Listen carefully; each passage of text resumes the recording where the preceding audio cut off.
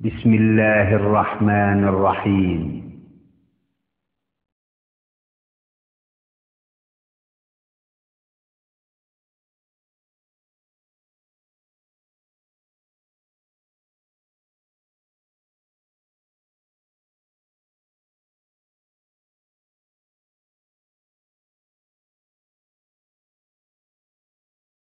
السلام عليكم ورحمة الله وبركاته. إن الحمد لله نحمده ونستعينه ونستغفره ونعوذ بالله من شرور أنفسنا ومن سيئات أعمالنا. من يهده الله فلا مضل له ومن يضلله فلا هادي له، وأشهد أن لا إله إلا الله وحده لا شريك له، وأشهد أن محمدا عبده ورسوله صلى الله تعالى عليه وعلى آله وصحبه وسلم تسليما كثيرا. يا أيها الذين آمنوا اتقوا الله حق تقاته ولا تموتن إلا وأنتم مسلمون. يا أيها الناس اتقوا ربكم الذي خلقكم من نفس واحدة وخلق منها زوجها وبث منهما رجالا كثيرا ونساء، واتقوا الله الذي تساءلون به والأرحام إن الله كان عليكم رقيبا. يا أيها الذين آمنوا اتقوا الله وقولوا قولا سديدا يصلح لكم أعمالكم ويغفر لكم ذنوبكم، ومن يطع الله ورسوله فقد فاز فوزا عظيما. أما بعد، فإن خير الحديث كتاب الله، وخير الهدي هدي محمد صلى الله عليه وسلم، وشر الأمور محدثاتها، وكل محدثة بدعة، وكل بدعة ضلالة، وكل ضلالة في النار. أعوذ بالله من الشيطان الرجيم. بسم الله الرحمن الرحيم. ويسألونك عن المحيض قل هو أذى فاعتزلوا النساء في المحيض ولا تقربوهن حتى يطهرن فإذا تطهرن فأتوهن من حيث أمركم الله إن الله يحب التوابين ويحب المتطهرين. আল্লাহ পাক রব্বুল আলামিনের সমস্ত প্রশংসা যে আল্লাহ পাক রব্বুল আলামিন মানুষকে সৃষ্টি করেছেন এবং তাদেরকে নর এবং নারীতে ভাগ করেছেন। দরুদ ও সালাম নাযিল হোক প্রিয় নবী মুহাম্মদ রাসূলুল্লাহ সাল্লাল্লাহু আলাইহি ওয়াসাল্লামের প্রতি, যিনি যেমন পুরুষদের মাসলা মাসাইল আহকাম বিধিবিধান বর্ণনা করেছেন, তেমন মহিলা সংক্রান্ত মাসলা মাসাইল বর্ণনা করেছেন। এই জন্য আল্লাহ পাকের পক্ষ থেকে তিনি প্রেরিত হয়েছিলেন। আল্লাহুম্মা সাল্লি আলাইহি আল্লাহুম্মা বারিক আলাইহি। আমাদের এই মঙ্গলবারের আলোচনায় বিশেষ করে সাধারণভাবে বক্তব্য হয়, যাতে অনেক সময় মহিলাদের মাসলা মাসাইল আলোচনা করা খুব কমই হয় হয়তো, যদিও যেসব বিষয়ে আলোচনা হয় সেগুলি যেমন জানার প্রয়োজন আছে পুরুষদের, তেমন মহিলাদেরও জানার প্রয়োজন রয়েছে। তবে বিশেষ কিছু মাসলা মাসাইল রয়েছে যেগুলি মহিলা সংক্রান্ত মাসলা মাসাইল, যেগুলি বিশেষভাবে মহিলাদেরকে জানা ফরজ, আর ওই সব ভাইদেরও জানা ফরজ যেসব ভাইদের অধীনে নারীরা রয়েছেন, অর্থাৎ কেউ স্বামী হয়েছেন। সুতরাং আপনার স্ত্রী সংক্রান্ত যেসব মাসলা মাসাইল আছে সেগুলি আপনাকে জানতে হবে, এই জন্যই যে আপনাকে এই প্রথম জিজ্ঞাসা করবে আপনার স্ত্রী। তো আজকে অনেকের প্রস্তাবের ভিত্তিতে মহিলা সংক্রান্ত কিছু মাসলা মাসাইল আপনাদের সামনে দার্সের আকারে পেশ করব, বক্তব্যের আকারে নয়, দার্সের আকারে পেশ করার চেষ্টা করব। আল্লামা সালেহুল ফৌজান হাফেজাহুল্লাহ তাআলা সৌদি আরবের বড় একজন আলেম, তার অনেক কিতাবাদি রয়েছে। তার একটি কিতাবের নাম হচ্ছে আহকাম তানবিহাত আলা আহকাম তাখতাসু বিন নিসা আও তাখতাসু বিল মুমিনাত, মানে এমন কিছু মাসলা মাসাইল যেগুলি মুমিন নারীদের সাথে সম্পর্কিত। এই কিতাবে তিনি নারী সংক্রান্ত যেসব মাসলা মাসাইল রয়েছে সেগুলি তিনি তুলে ধরার চেষ্টা করেছেন। তার একটি অধ্যায় আজকে আপনাদের সামনে, হয়তো পুরো শেষ করা যাবে না, তার কিছু অংশ আপনাদের সামনে পেশ করব। আল্লাহ পাক রব্বুল আলামিন কোরআনে কারীমে যেমন মুমিনদের কথা উল্লেখ করেছেন, তেমন মুমিনাতের কথা উল্লেখ করেছেন। বিশেষ করে যখন মহিলারা আমভাবে আয়াত নাযিল হলো যেগুলিতে নারী পুরুষ সকলে শামিল, ইয়া আইয়ুহাল্লাযীনা আমানু, হে মুমিন সকল, আল্লাযীনা আমানু, মুমিন সকল, এতে যেমন সম্বোধন করা হয়েছে পুরুষদেরকে তেমন সম্বোধন করা হয়েছে নারীদেরকে। কিন্তু মহিলারা ভাবলো যে আল্লাযীনা আমানু, তাহলে সাধারণত এটা পুরুষদের জন্য সম্বোধন হলো, আমাদেরকে সম্বোধন করে বিশেষ করে নারীদের নাম উচ্চারণ করে আল্লাহ তো কোরআনে কারীমে কিছু বললেন না। এইরকম কথা যখন সাহাবিয়াতদের মনে আসলো তখন আল্লাহ পাক রব্বুল আলামিন ওই আয়াত নাযিল করলেন যাতে আছে ওয়াল মুমিনু ওয়াল মুমিনাতু বাযুহুম আউলিয়াউ বায। মুমিন পুরুষের কথা, মুমিন নারীর কথা আল্লাহ উল্লেখ করলেন। ইন্নাল মুসলিমিনা ওয়াল মুসলিমাতি ওয়াল কানিতিনা ওয়াল কানিতাত ওয়াত তাইবিনা ওয়াত তাইবাত। মুসলিম পুরুষ, মুসলিম নারী, মুমিন পুরুষ, মুমিন নারী, তওবাকারী পুরুষ, তওবাকারিনী নারী। এইভাবে আল্লাহ পাক রব্বুল আলামিন পুরুষদের সাথে নারীদের কথাও এবং নারীদের ভালো গুণগুলি উল্লেখ করলেন। তো আজকে যেই বিষয়বস্তু আপনাদের সামনে পেশ করার চেষ্টা করব তা হচ্ছে মহিলা সংক্রান্ত মাসলা মাসাইলের বিশেষ কিছু মাসলা মাসাইল। তা হচ্ছে হাইজ এবং ইস্তিহাজা এবং নেফাস। এইসব মাসলা মাসাইল যদিও অনেকে মনে করেন যে এইসব সাধারণ মাসলা মাসাইল, কিন্তু যেগুলিকে সাধারণ মনে করছেন তার অনেক মাসলা মাসাইল যেগুলিতে পাক না পাকির বিষয় রয়েছে। সামান্য কিছু আপনার যদি ভুল জানা থাকে, ভুল বুঝাবুঝি থাকে, তাহলে আপনি হয়তো নাপাক খেয়ে গেলেন, অথবা আপনার ওপর গোসল ফরজ ছিল। বিশেষ করে আমি মহিলাদেরকে বলছি, আপনার উপর গোসল ফরজ ছিল, আপনি গোসল করলেন না, অথবা আপনার জন্য নামাজ ফরজ হয়ে গেছিল কিন্তু আপনি সেই সময় নামাজ পড়লেন না, অথবা এর বিপরীত আপনার জন্য নামাজ পড়াই অবস্থায় জায়েজই নয়, নাপাক আছেন, অথচ নামাজ পড়ে ফেললেন। তো এই জন্য এই মাসলা মাসাইলগুলি জানা অত্যন্ত জরুরি, কারণ পবিত্রতার ওপর নির্ভরশীল হচ্ছে নামাজ, সালাত। নামাজ হবে না যদি পবিত্রতা না থাকে।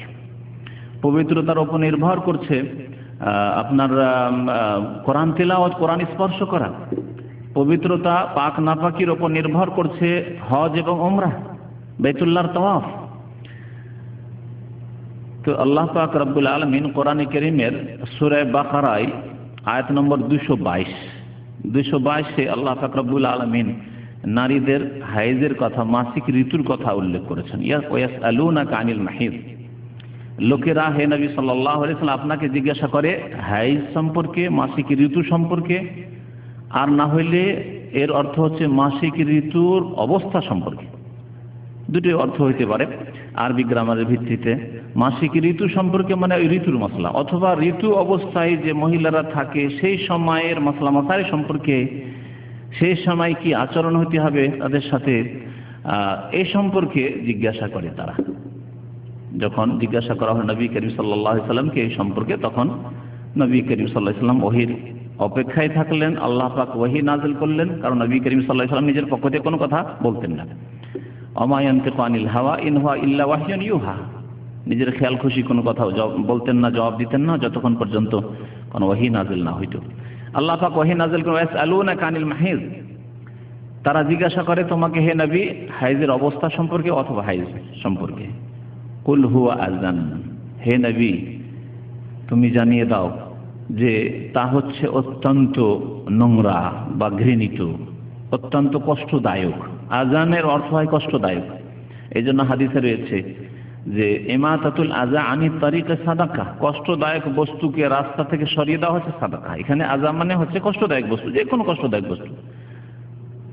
সাদাকা আপনি রাস্তা দিয়ে যাচ্ছেন, দেখেন যে রাস্তায় একটা ইট পড়ে আছে যা কোনো মানুষকে কষ্ট দিতে পারে, হোঁচট খেয়ে পড়তে পারে, আঘাত পেতে পারে, জখম হইতে পারে, কেউ সরিয়ে দিলেন। কাঁটা পড়ে আছে, সরিয়ে দিলেন, আযা কষ্টদায়ক বস্তু। পায়খানা আছে, সরিয়ে দিলেন, কষ্ট পেতে পারে কেউ। পেশাব আছে, পেশাব ওই জায়গাটাকে একটু যাতে করে পাক করে দেওয়া আছে, অথবা যেভাবে হোক যাতে করে না পাকি হালকা করে দেওয়া যাক। এইভাবে যে কোনো কষ্টদায়ক বস্তুকে আযা বলা হয়েছে। আল্লাহ পাক রব্বুল আলামিন হাইজকে মাসিক ঋতু কি বলেন? কুল হুয়া আযান, তা হচ্ছে কষ্টদায়ক, অথবা তা হচ্ছে আযা মানে হচ্ছে নোংরা বা ঘৃণিত।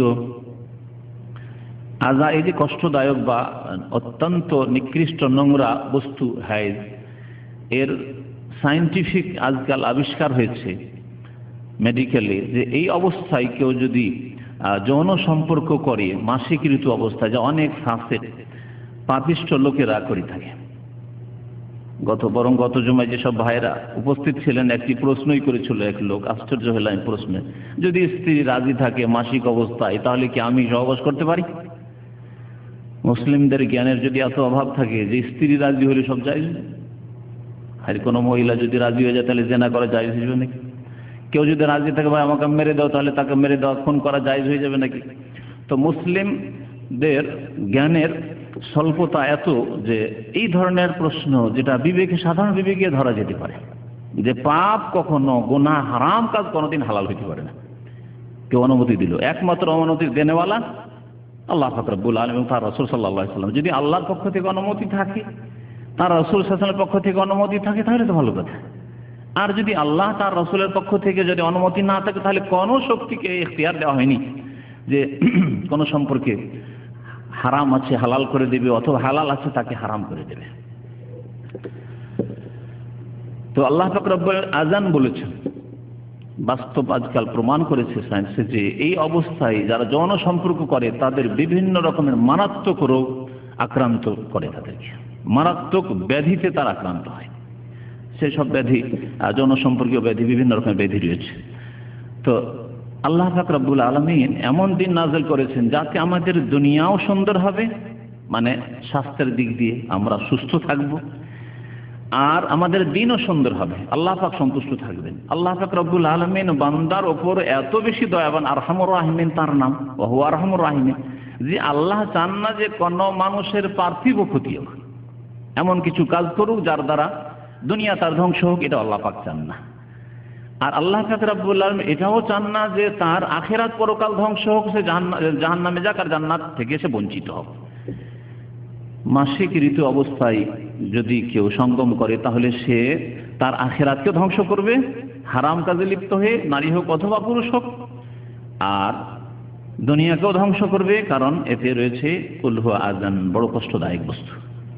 ফাতাজিলুন নিসা ফিল মাহিজ, আল্লাহ পাক বলেছেন সুতরাং নারীদের থেকে তোমরা দূরে থাকো। ফাতাজিলুন নিসা ফিল মাহিজ, হাইজের অবস্থায়। আল্লাহ আল মাহিজ মানে এখানে হাইজের অবস্থাকে বোঝানো হয়েছে। হাইজের অবস্থায় তোমরা, মাসিক ঋতুর অবস্থায় তোমরা নারীদের থেকে দূরে থাকো। দূরে থাকা মানে সহবাস থেকে দূরে থাকো। দূরে থাকা মানে এই নয় যে স্পর্শ করা যাবে না, দূরে থাকা মানে এই নয় যে একসাথে খাওয়া যাবে না, দূরে থাকা মানে এই নয় যে তার জুঠো খাওয়া যাবে না, তার গ্লাসে পানি পান করা যাবে না, অথবা অর্ধেক গ্লাস কিছু পানি পান করে রেখেছে, বাকিটা আছে তা পান করা যাবে না, এইরকম অর্থ নাই। এর অর্থ হচ্ছে সহবাস থেকে, মিলন থেকে তোমরা দূরে থাকো। কারণ ইহুদিদের সম্পর্কে হাদিসে রয়েছে, নবী করিম সাল্লাল্লাহু আলাইহি ওয়াসাল্লামের সহিহ হাদিস, বললেন রাসূলুল্লাহ সাল্লাল্লাহু আলাইহি ওয়াসাল্লাম সাহাবায়ে কেরামদেরকে যে ইন্নাল ইয়াহুদ, ইহুদিরা, ইযা হাযাতিল মারআতু মিনহুম, তাদের মধ্যে মহিলারা যখন মাসিক ঋতু অবস্থায় থাকে, লাম ইউআকিলুহুন্না ওয়া লাম ইউশারিবুহুন্না, তাদের সাথে একসাথে বসেও খায় না, এক প্লেটেও খায় না, আর এক গ্লাসে পানিও পান করে না, একসাথে বসে পানও করে না। ওয়ালাম ইউজামিউহুন্না ফিল বুয়ুত, এমনকি এক বিছানাও হয় না, কাছেও হয় না, আলাদা ঘরে রাখে, আলাদা ঘরে রাখে, একবারে পৃথক। মাসিক ঋতু আছে, যাও তোমার ঘর আলাদা, তোমার রুম আলাদা। ইসলাম সাব্যস্ত করেছে না বিরোধিতা করেছে? হ্যাঁ, নবী করিম সাল্লাল্লাহু আলাইহি ওয়াসাল্লাম বলছেন ফাসনাউ কুল্লা শাইইন ইল্লা নিকাহ।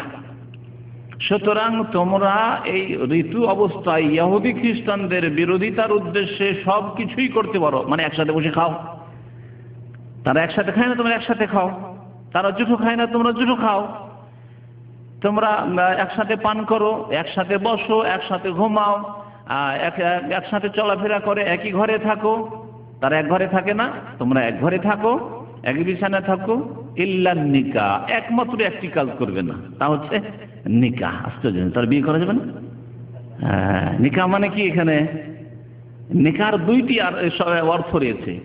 আরবি ভাষায় নিকার আসল অর্থ বিবাহ নয়, নিকার আসল অর্থ হচ্ছে সহবাস। নিকাহ মানে হচ্ছে সহবাস, এটি হচ্ছে আরবির আসল অর্থ। আর দুই নম্বর অর্থ হচ্ছে নিকাহ মানে বিবাহ বন্ধন। কোরআনে কারিমে আল্লাহ পাক রব্বুল আলামিন বলেছেন, এর প্রমাণ কোরআন থেকে বলছি, যে নিকাহ মানে এই হাদিস হলো নিকাহ মানে ইল্লা নিকাহ, একমাত্র নিকাহ করতে পারো, অর্থাৎ সহবাস না, একমাত্র কি করবে না? সহবাস করবে না, বাকি স্ত্রীর সাথে সব কাজ করবে। তাহলে স্ত্রীকে আলিঙ্গন করবে, স্ত্রীকে স্পর্শ করবে, আর স্ত্রীর সাথে বাকি যে কিছু হয় সহবাস ছাড়া সব কিছুই হতে পারে।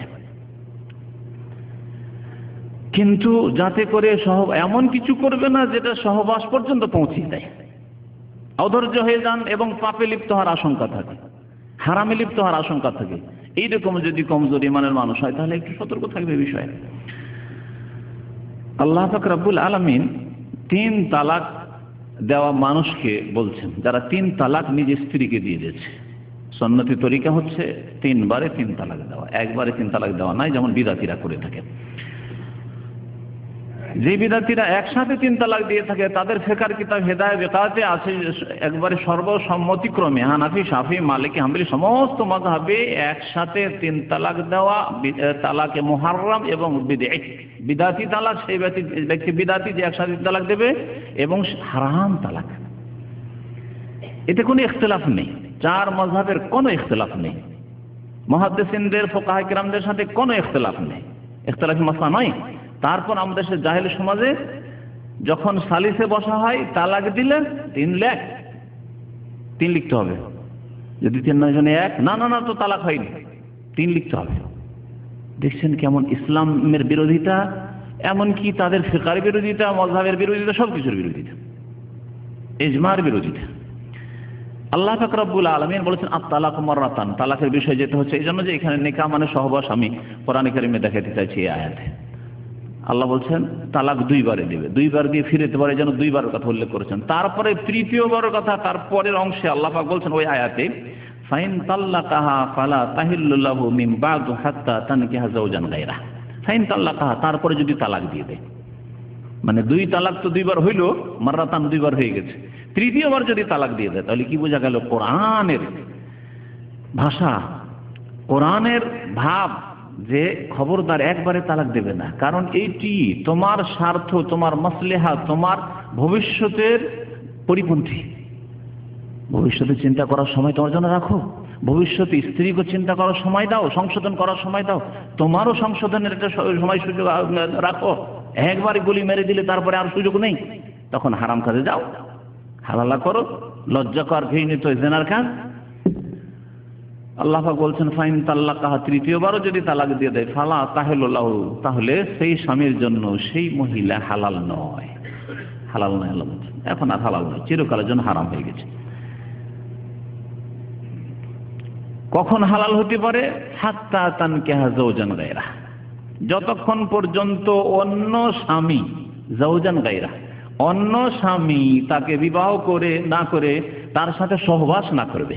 তানকিহা মানে এখানে শুধু বিবাহ করা যথেষ্ট নয়, বিবাহ করে যতক্ষণ সহবাস না হবে ততক্ষণ পর্যন্ত আগের স্বামীর জন্য হালাল হবে না। তাহলে তানকিহা মানে এখানে সহবাস, আল্লাহ পাক রব্বুল আলামিন কোরআন ভাষা। আর এর ব্যাখ্যা তানকিহা মানে যে এখানে বিবাহ বন্ধন নয়, শুধু নেকাহ যথেষ্ট নয়, বরং সহবাস করতে হবে। এর ব্যাখ্যা নবী করিম সাল্লাল্লাহু আলাইহি ওয়াসাল্লামের হাদিসে আছে, যখন নবী সাল্লাল্লাহু আলাইহি ওয়াসাল্লামের কাছে রেফা আল কোরাজির স্ত্রী এসে বলল, ইয়া রাসূলুল্লাহ, আমি যে দ্বিতীয় স্বামীর ঘরে গিয়েছিলাম সে যোগ্য নয়, অযোগ্য, স্ত্রীর হক আদায় করার যোগ্যতা তার মধ্যে নেই। তখন নবী করিম সাল্লাল্লাহু আলাইহি ওয়াসাল্লাম জিজ্ঞাসা করেন আতুরিদিন আন তারজিউ ইলা রেফা, তুমি কি রেফার কাছে আবার ফিরে যেতে চাও নাকি? লা, অতক্ষণ পর্যন্ত ফিরে যেতে পারবে না হাত্তা তাযুকু ওয়াসাইলাতাহু ওয়া ইয়াযুকু মিন ওয়াসাইলাতা, যতক্ষণ পর্যন্ত তোমরা একে অপরের স্বাদ গ্রহণ না করবে। তাহলে বোঝা গেল হাত্তা তানকিহা যাওজান গায়রা মানে শুধু বিবাহ করা যথেষ্ট নয়, বিবাহ এমন কোনো স্বাদ নয় যদি বিবাহর লক্ষ্য উদ্দেশ্য পুরা না হয়। তাহলে যাই হোক, আল্লাহ পাক রব্বুল আলামিন কি বলছেন এখানে? ফাতাজিলুন নিসা ফিল মাহিজে, হাইজ অবস্থায় তোমরা স্ত্রী থেকে দূরে থাকো। স্ত্রী থেকে দূরে থাকার অর্থ বলা হইল ইহুদিদের বিরোধিতা হইল এবং হারাম থেকে বেঁচে থাকা। সহবাস হারাম শরীয়তে, কিন্তু ইহুদিরা যে একবারে বয়কট করতো স্ত্রীকে, খবরদার না, সেগুলি করতে হবে। কেউ যদি এরকম বয়কট করে যে না তুমি মাসিক অবস্থায় আছো, না খবরদার, তোমার রুম আলাদা, তোমার খাওয়া দাওয়া আলাদা, তোমার থালা বাসন আলাদা, তাহলে সে ইহুদিদের অনুকরণ করল, যেটি হারাম। ফাতাজিলুন নিসা ফিল মাহিজে, হাত্তা কতক্ষণ পর্যন্ত দূরে থাকতে হবে স্ত্রী থেকে? হাত্তা ইয়াতহুরনা, যতক্ষণ পর্যন্ত পাক পবিত্র না হয়ে যাবে। ফাইদা তাতাহারনা, যখন পাক পবিত্র হয়ে যাবে, শুধু আল্লাহ বললেন না, এখন আয়াতকে লক্ষ্য করুন, আয়াতে আল্লাহ পাক হাত্তা ইয়াতহুরনা, যতক্ষণ পাক না হয়ে যাবে বললেন, তারপরে বলছেন ফাইদা তাহুরনা বললেন, ফাইদা তাতাহারনা, যখন পবিত্রতা অর্জন করে নেবে। তাহলে পাক হওয়া এক অর্থ, আর এক হচ্ছে পবিত্রতা অর্জন করে নেওয়া আর এক অর্থ। কোরআনের ভাষা পাক হয়ে যাও মানে রক্ত বন্ধ হয়ে যাও, ব্লিডিং বন্ধ হয়ে গেছে, আপাতত পাক হয়ে গেছে, কিন্তু পবিত্রতা অর্জন করেনি। তাই তারপরে আল্লাহ ফাইজা তাতাহারনা, সুতরাং যখন পবিত্রতা অর্জন করে নেবে মানে ইগতাসালনা, গোসল করে নেবে। ফাতুহুন্না মিন হাইসু আমারাকুমুল্লাহ, তখন তোমরা তাদের কাছে এসো যেইভাবে আল্লাহ আদেশ করেছেন, যেভাবে আল্লাহ আদেশ করেছেন। তাহলে এখন এখানে একটি মাসলা পুরুষেরও জানার প্রয়োজন রয়েছে আর মহিলাদেরও জানার প্রয়োজন রয়েছে, তা হচ্ছে যে মাসিক ঋতু বন্ধ হয়ে গেছে, কিন্তু এই সময় সকালবেলা বন্ধ হয়েছে, সকাল ফজর পরে, সূর্য ওঠার পরে আর জোহর পর্যন্ত মহিলা গোসল করেন, এর মধ্যে যদি স্বামী সহবাস করতে চায় চলবে? আল্লাহ বলছেন ফাইজা তাতাহারনা, পবিত্রতা অর্জন করেন মানে গোসল করে নেবেন। তাহলে গোসল করতে হবে, সহবাসের আগে গোসল করতে হবে, তারপরে স্বামী স্ত্রী মিলন জায়েজ হবে। যখন গোসল করে নেবে তারপরে আল্লাহ বলছেন ফাতুহুন্না মিন হাইসু আমারাকুমুল্লাহ, যেভাবে আল্লাহ আদেশ করেছেন, যেখানে আল্লাহ আদেশ করেছেন সেখানে এসো, আর সেইভাবে এসো। সেভাবে আসা স্থানকে বোঝানো হয়েছে যে মাত্র স্থান হচ্ছে একটি, স্থান হচ্ছে একটি, যেদিক থেকে আসুক না কেন, যেইভাবে আসুক না কেন, স্থান হচ্ছে, ক্ষেত্র হচ্ছে একটি, দুইটি ক্ষেত্র নয়, একাধিক ক্ষেত্র নয়। যেমন এক শ্রেণীর বদ প্রকৃতির মানুষ আর পাপিষ্ঠ মানুষরা করে থাকে, আর আজকাল ব্লু ফিল্ম দেখে কত কি করে থাকে, যেগুলি আলহামদুলিল্লাহ ব্লু ফিল্ম বুঝতাম না, একটা যুগ ছিল ব্লু মানে তো ভাই শাব্দিক অর্থ আলাদা, তো এককালে জিজ্ঞাসা করে ব্লু আবার কি, যে ব্লু ফিল্ম কি, যে শুনে শুনে।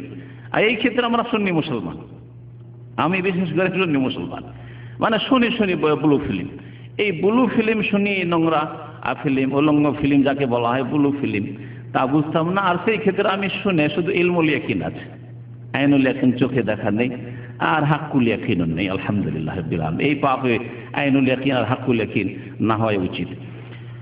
তো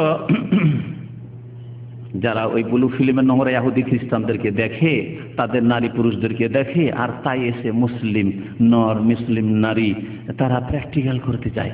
আর যার ফলে আল্লাহ পাক রব্বুল আলামিন তার জন্য নিসাউকুম হারসুল লাকুম, তার যে খেতি, তার যে শস্য ক্ষেত্র বলেছেন, সেই শস্য ক্ষেত্র বাদ দিয়ে অন্য ক্ষেত্রে চলে যায় ইহুদি খ্রিস্টানদের মতো, যেগুলি ভাষায় আমি নিয়ে আসতে পারছি না। এমন এমন সুন্দর স্থান আল্লাহ পাক রব্বুল আলামিন করেছেন পবিত্র, তা ব্যবহার করে কাফের আল্লাহর শত্রুরা, আর সেগুলি ফাসেক ফাজের পাপিষ্ঠরা আর সেগুলিতে যায়, যেটা মুখে আনতে যেন আমার মানে সম্ভবই হচ্ছে না যে সেটা মুখে আনা যেতে পারে। আর যার প্রয়োজন নেই, আল্লাহ পাক রব্বুল আলামিনের বিধান এতটা জেনে নেওয়া যথেষ্ট, যে জায়গা হচ্ছে মাত্র একটি, অথবা নোংরা স্থান, পবিত্র স্থান, ভালো স্থান, মুখ খাওয়ার স্থান, পবিত্র স্থান। আর নোংরা স্থান যেমন পায়খানা, রাস্তা, সমকামিতা, লানত, রাসূলুল্লাহ সাল্লাল্লাহু আলাইহি ওয়াসাল্লাম লানত, আল্লাহ পাকের লানত রয়েছে, অভিসম্পাত রয়েছে, রহমত থেকে বঞ্চিত হওয়ার ঘোষণা রয়েছে। যারা সমকামিতায় লিপ্ত হবে, সে অপর কোনো পুরুষের সাথে হোক, মহিলার সাথে হোক, অথবা নিজের স্ত্রীর সাথে হোক। এসব মাসলা মাসাইল সম্পর্কে জ্ঞান থাকা জরুরি, কারণ অনেক জাহেল। এক মহিলা অভিযোগ করছে তার জালেম স্বামী সম্পর্কে, যে আমি যখন মাসিক ঋতুতে থাকি তখন আমাকে জবরদস্তি করে সমকামিতা করার জন্য আমার স্বামী। সুবহানাল্লাহ, চিন্তা করতে পেরেছেন? তাহলে কোথায় মুসলিম জাতি? আর কোনো আল্লাহর শত্রু না, নিজেকে মনে করে যে মুসলিম, আল্লাহরই শত্রু অবশ্য, কিন্তু কাফের শত্রু নয়, মুসলিম নিজেকে পরিচয় দিয়ে এসব হারাম কাজ এক সেই লোকেরা করে। তো বলছিলাম যে আল্লাহ পাক রব্বুল কি বলছেন, ফাইদা তাতাহারনা ফাতুহুন্না মিন হাইসু আমারাকুমুল্লাহ ইন্নাল্লাহা ইউহিব্বুত তাওয়াবিন ওয়া ইউহিব্বুল মুতাতাহহিরিন। আল্লাহ পাক তওবাকারীদেরকে ভালোবাসেন এবং পবিত্রতা অর্জনকারীদেরকে ভালোবাসেন। হায়েজ মাসিক ঋতু কাকে বলে? মাসিক ঋতু কাকে বলে? এমনিতে সাধারণ ভাষায় তো বুঝিয়ে দিতে পারবে, কিন্তু তার সংজ্ঞায় হয়তো অনেকেই মানে হিমশিম খেয়ে যাবে। মাসিক ঋতু কাকে বলে দেখি, কে বলেন? হ্যাঁ, মাসিক ঋতু মাসে মাসে হয়। কোনখান থেকে হয়? কোন একটা জায়গা থেকে। হ্যাঁ জি, পাকস্থলী থেকে যদি রক্ত আসে। হ্যাঁ, আল্লাহ জানে। হ্যাঁ, নবী করিম সাল্লাল্লাহু আলাইহি ওয়াসাল্লাম বলেছেন ইন্না হাযা আমরুন কাতাবাহুল্লাহু আলা বানাতে আদম। এই এমন একটি বিষয়, মাসিক ঋতু, যেটা আদমের মেয়েদের ওপর আল্লাহ লিখে দিয়েছেন, তাদের ভাগ্যে লিখে দিয়েছেন। আদম আলাইহিস সালামের মেয়েরা কিয়ামত পর্যন্ত, অর্থাৎ নারী জাতির উপর আল্লাহ পাক লিখে দিয়েছেন, বিধিবদ্ধ করে দিয়েছেন। এটা লিখে দেওয়া কেমন? এক লিখে দেওয়া হচ্ছে শরীয়তি লিখে দেওয়া, মানে আদেশ নিষেধ না, এটা হচ্ছে সৃষ্টিগত লিখে দেওয়া, ভাগ্য নির্ধারণ করে দিয়েছেন। এটা হচ্ছে আল্লাহ পাক রব্বুল আলামিনের লিখা কওনি মানে সৃষ্টিগত। আল্লাহ পাক সৃষ্টিগতভাবে নারীদের উপর আল্লাহ পাক লিখে দিয়েছেন, বিধিবদ্ধ করে দিয়েছেন যে তোমাদের হবেই হবে বাসন্তী। এটা হচ্ছে শরীয়তে লিখে দেওয়া, যেগুলি আল্লাহ পাকের আদেশ নিষেধ, যেমন কুতিবা আলাইকুমুস সিয়াম, তোমাদের উপর রোজাকে লিখে দেওয়া হয়েছে, মানে শরীয়তে তা বিধিবদ্ধ করা হয়েছে, ফরজ করা হয়েছে। মা আয়েশা রাদিয়াল্লাহু তাআলা আনহা যখন বিদায় হজে ছিলেন নবী করিম সাল্লাল্লাহু আলাইহি ওয়াসাল্লামের সাথে, আর ইহরাম অবস্থায় মক্কা পৌঁছেছেন মাত্র, এখনো উমরা সারা হয়নি, আর মাসিক ঋতু চলে আসলো। মা আয়েশা রাদিয়াল্লাহু তাআলা আনহা কান্না শুরু করলেন, বসে কান্না শুরু করছে, স্বাভাবিক কান্না আসার কথা।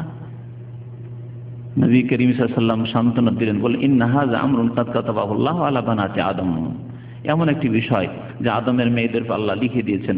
সুতরাং ফাফআলি মা ইয়াফআলুল হাজ গায়রা আন লা তাতুফি বিল বাইত, সব কাজই করতে পারো হাজীদের, কিন্তু একটি কাজ করতে পারবে না, তা হচ্ছে বাইতুল্লাহর তওয়াফ করতে পারবে না, সেটাকে বাকি রাখবে, আর যখন মাসিক ঋতু থেকে পাক হয়ে যাবে তখন তওয়াফ করবে। তাহলে এই হাদিস দ্বারা মাসলা জানতে পারলেন যে হজে যদি যান, উমরায় যান মহিলারা, সেখানে গিয়ে সমস্ত কাজ, এমনকি আরাফায় অবস্থান করতে পারবেন, সবকিছুই করতে পারবেন। হজ সংক্রান্ত মাসলা মাসাইল, ইহরাম বাঁধা থেকে শুরু করে চুল কাটা পর্যন্ত যতগুলি মাসলা মাসাইল আছে সবগুলি করতে পারবেন। শুধু কি করতে পারবেন না?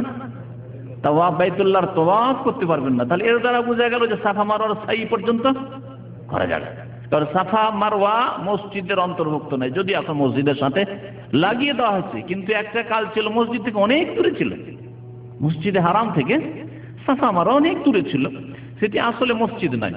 আর নবী করিম সাল্লাল্লাহু আলাইহি ওয়াসাল্লাম শুধু নিষেধ করেছেন বাইতুল্লাহর তাওয়াফ করতে।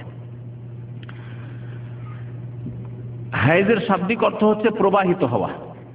হাইজের শাব্দিক অর্থ হাজা ইয়াহিজু মানে হচ্ছে প্রবাহিত হওয়া, এই রক্ত প্রবাহিত হয়, এখান থেকে এর নামকরণ হয়েছে। শরীয়তের ভাষায় এমন রক্তকে বলা হয় যেটি নারীদের জরায়ুর ভিতর থেকে, গভীর স্থান থেকে, একেবারে ভিতর থেকে, অপর ভাগ থেকে নয়, একেবারে গভীর ভাগ থেকে যেই রক্ত বের হয় ফি আওকাতিন মালুমা, নির্দিষ্ট সময়ে, যখন তখন না, গোটা মাস নয়, বরং তার নির্দিষ্ট সময়ে বের হয়, যেটি কোনো ব্যাধির কারণে নয়, মিন গায়রে মারাদিন, কোনো ব্যাধির কারণে নয়, বা কোনো আঘাত খাওয়ার কারণে, আহত হওয়ার কারণে নয়, না আহত হয়েছে না কোনো ব্যাধি হয়েছে, বিনা ব্যাধিতে বিনা জখমে এই রক্ত নির্দিষ্ট সময়ে মহিলাদের জরায়ু থেকে বের হয়। তাহলে জরায়ুর শর্ত লাগিয়ে দিয়ে শরীরের অন্য অঙ্গ প্রত্যঙ্গ থেকে যদি বের হয় সে রক্ত, তাহলে সেই রক্তগুলি বেরিয়ে গেল, সেই রক্তগুলি হাইজের অন্তর্ভুক্ত নয়।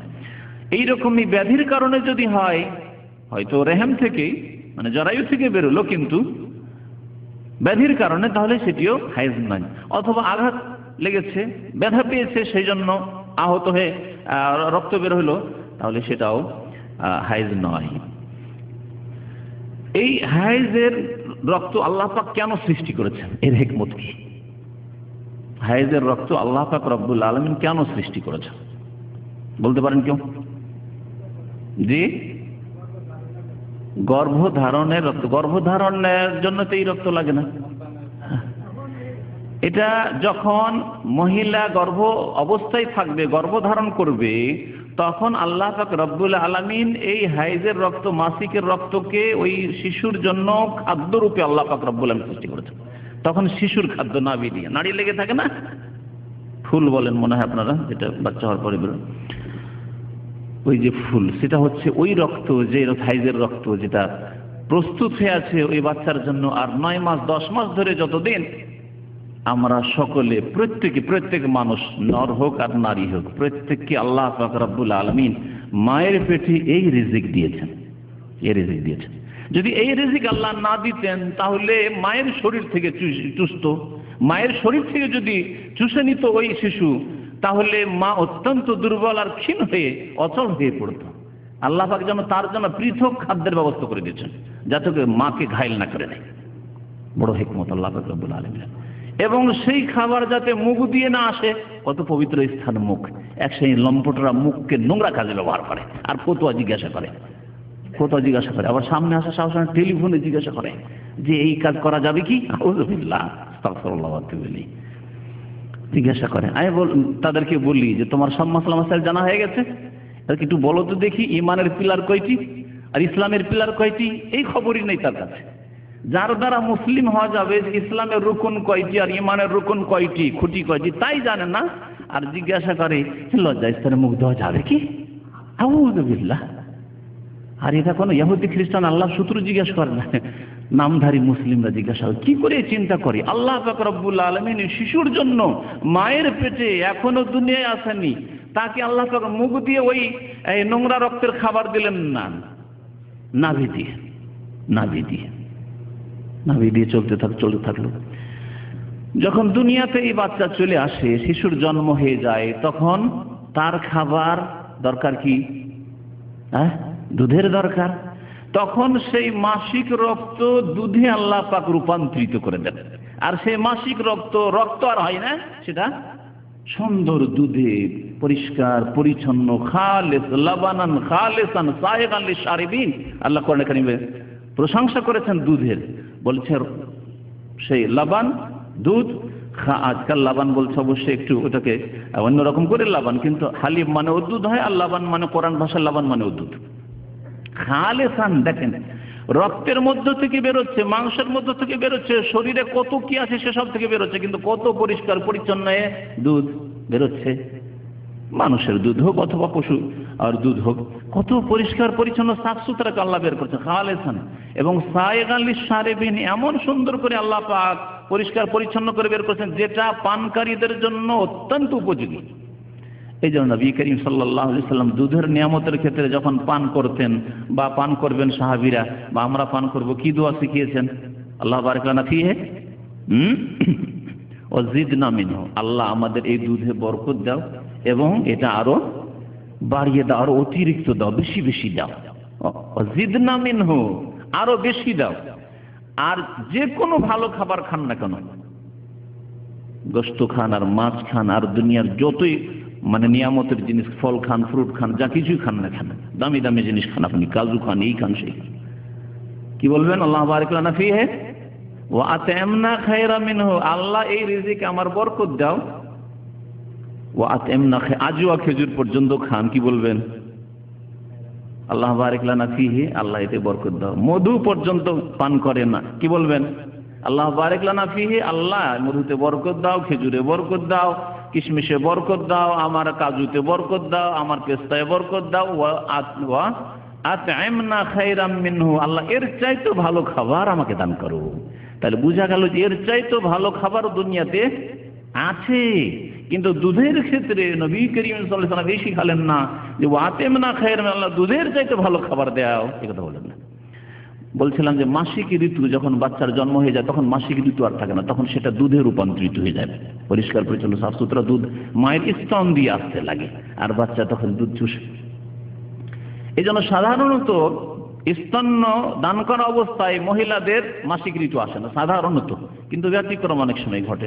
দুধের পরিমাণ কিছু কমে গেল, তারপর মাসিক ঋতু আসতে লাগলো, অথবা বিভিন্ন কারণে মাসিক ঋতু হয়তো 2-4 মাস পরেই বাচ্চা হওয়ার মাসিক ঋতু আসা শুরু হয়ে গেল, আবার দুধও আসছে, এরকম হয়। কিন্তু সাধারণত সেই মাসিক ঋতুটাই দুধে পরিণত হয়ে যায়।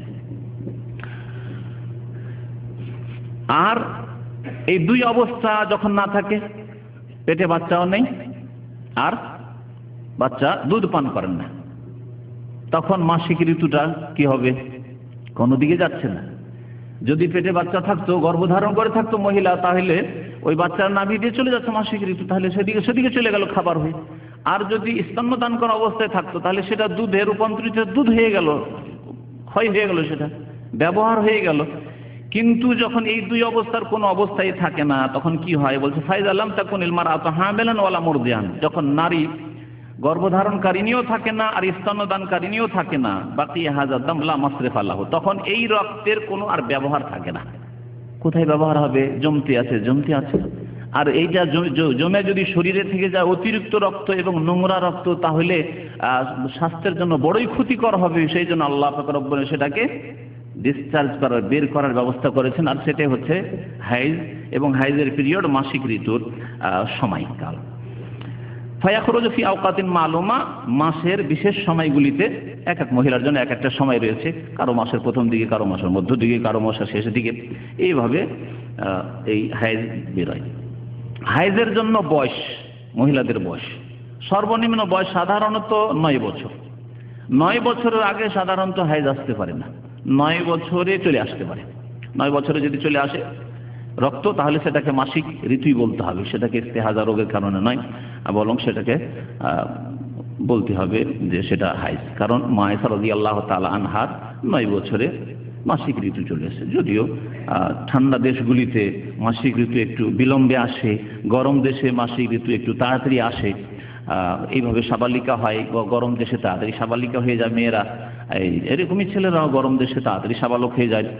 আর ঠান্ডা দেশ যেগুলি দেশে শীত বেশি, যেমন পশ্চিমা দেশ, সেগুলি দেশে শীত বেশি, অথবা যে কোনো দেশে ঠান্ডা বেশি, সেখানে একটু বিলম্বে মাসিক ঋতু আসতে পারে। আর শেষ বয়স হচ্ছে মাসিক ঋতুর সাধারণত 50 বছর। সাধারণত 50 বছর, 50 বছর নারীদের বয়স হলে মাসিক ঋতু বন্ধ হয়ে যায়। কখনো কখনো দেখা যায় বাস্তবে যে 45-এ বন্ধ হয়ে গেছে, 40 এবং 50-এর মাঝখানে কোনো এক সময় মাসিক ঋতু বন্ধ হয়ে গেছে। যেসব মহিলাদেরকে কোরআনের ভাষায় আল্লাহ পাক উল্লেখ করেছেন, বলেছেন আয়েশা তাদেরকে বলেছেন, মানে যারা বাচ্চা হওয়া থেকে নিরাশ হয়ে গেছে। কারণ মাসিক যদি না হয়, মাসিক বন্ধ হয়ে যায়, তাহলে আর বাচ্চা হবে না। এই জন্য তাদের সম্পর্কে আল্লাহ বলছেন ওয়াল্লাহি ইয়াইসনা মিনাল মাহিদ, ওই সব মহিলারা যারা হাইজ থেকে মাসিক ঋতু থেকে নিরাশ হয়ে গেছে, মিন নিসাইকুম, তোমাদের স্ত্রীদের মধ্য থেকে, ইনিরতাবতুম ফাইদ্দাতুহুন্না সালাসাতু আশহুর, যদি সন্দেহ হয় যে ইদ্যত কত ধরবো, ইদ্যত 3 হাইজ আসলে, কিন্তু 3 হাইজ তো হয় না, তাহলে এদের ইদ্যত কত ধরবো? আল্লাহ বলেন সালাসাতু আশহুর, তাদের ইদ্যত হচ্ছে 3 মাস। ওয়াল্লাতি লাম ইয়াহিজনা, এবং ওই সব মহিলারা যাদের এখনো হাইজ আসেনি, অল্প বয়সে 7 বছর 8 বছর, হয়তো বিয়ে দিয়ে দিয়েছেন আপনি এককালে। আজকাল তো 7 বছর 8 বছরের বিয়েটা হয়তো আপনারা শুনছেন মাত্র, দেখেননি। কিন্তু এককাল ছিল 1 বছর 6 মাসের মেয়ে বিয়ে দিয়ে দিল। না না, তার এক মেয়ের এক ছেলে আছে, আর এক মেয়ের এক মেয়ে আছে, রে আমার সামনে বিয়ে দিয়ে দিল, কখন আমি মরে যাবো রে, বিয়ে দিয়ে দিল। 2 মাসে 1 মাসের ছেলে মেয়ে বিয়ে দিয়ে দিল। আবার কবুল করে কে? জাহের সমাজে কবুল করে কে জানেন? নানি কবুল করে। আমাদের সে এক প্রথম কথা, মহিলাদের কবুল করাই বিদাতি কবুল। কোন একটি হাদিস তো দূরের কথা, কোরআন এবং হাদিসকে বাদ দিয়ে আমি বলছি, কোন ফিকার কিতাবে যদি কেউ হানাফি আলেম দেখাইতে পারে, শাফি, মালিকি, হাম্বলি কোন আলেম দেখাইতে পারে যে মহিলাদের কবুল আছে বিয়েতে। আর আমাদের বাঙালি সমাজে ভিতরে যায়, গিয়ে ওই যুবতীকে কবুল করায়, আবার যাবে গ্রামের ওই সব লোক যাদের জন্য যাদের সামনে পর্দা করা ফরজ, তারা যাবে, উকিল বাবু যাবে, আর গিয়ে কবুল করে। এসব কুসংস্কারে ভরা আমাদের বিবাহশালী। মেয়েদের কবুল কোনো হাদিসেও নাই, কোরআনেও নাই, আর কোনো হানফি, সাফি, মালিকি, হাম্বলি কোনো মাযহাবে ফিকার কিতাবে নেই। কবুল আছে ছেলের, ছেলে কবুল করবে। মেয়ের সম্মতি লাগবে, সেটা আগেই সম্মতি নিয়ে নিতে হবে, সে বাবা নেবে। বাবা যখনই বিবাহের কথা পাকা করবে, তার আগে সম্মতি নিয়ে নেবে যে আমার মেয়ের সম্মতি আছে কিনা। সরাসরি নেওয়াই হচ্ছে সুন্নত তরিকা। কিন্তু আজকাল যেহেতু আমাদের সমাজে হয়তো লজ্জা বেশি, বাবারই বেশি লজ্জা মেয়ের চাইতে। আজকাল মেয়েরা কম লজ্জা করে, মেয়ের চাইতে বাবারই বেশি লজ্জা। কেমন করে জিজ্ঞাসা করো মেয়েকে, বিশেষ করে অবিবাহিতা যদি হয়, কুমারী হয়, তাহলে সেই ক্ষেত্রে মাকে দিয়ে জিজ্ঞাসা করান, বা বড় বোন আছে তাকে দিয়ে জিজ্ঞাসা করেন, বা দাদিকে দিয়ে, নানিকে দিয়ে জিজ্ঞাসা করান।